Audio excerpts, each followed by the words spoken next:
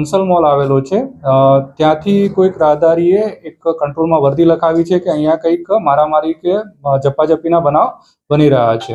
તો એ અનુસંધાને અમારી જે પીસીઆર વાન છે એ તાત્કાલિક ત્યાં પહોંચી ગયેલ હતી અને ત્યાંથી જે બનાવ છે એ આરોપીઓ તેમજ જે ફરિયાદીઓ છે તેને લઈ આવેલ હતા અને જે બનાવ છે એ મુજબ છે ધીરજ દીપકભાઈ કનોજિયા જે ઉંમર વર્ષ 27 છે અને પાણીગેટ પોલીસ સ્ટેશનના 300 જૂની જે આઈપીસી 302 મુજબનો આરોપી છે. એ અત્યારે અને એનો રહેવાસી છે શિવનગર ગાજરાવાડી પમ્પિંગ રોડ વડોદરા.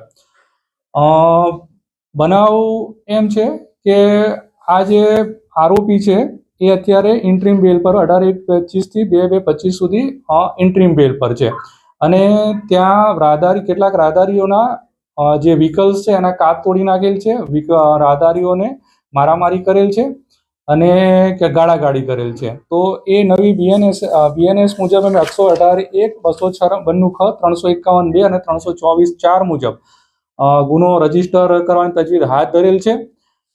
તેમજ આ આરોપી છે પાણીગેટ પોલીસ સ્ટેશન છે એનો આરોપી હોય અને ઇન્ટ્રીમ બેલ પર હોય, બેલ કેન્સલ માટેની તજવીજ હાથ ધરેલ છે. વધુમાં જે રાહદારીઓ દ્વારા છે અને થોડો માર મારવામાં આવેલો હોય છે એની પણ જે ફરિયાદ છે લેવાની તજવીજ હાથ ધરવામાં આવેલ છે.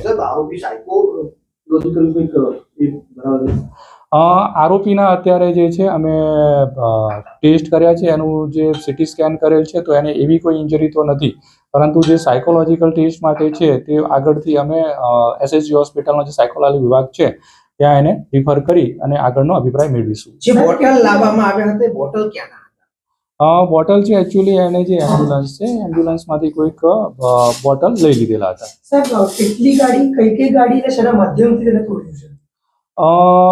અત્યારે જે અમને જાણવા મળ્યું છે તે પ્રમાણે એક મારુતિ ગાડી હતી, બીજી એક ક્રેટા ગાડી હતી અને એક રિક્ષા છે એના કંઈક કાચ છે એને તોડેલા છે.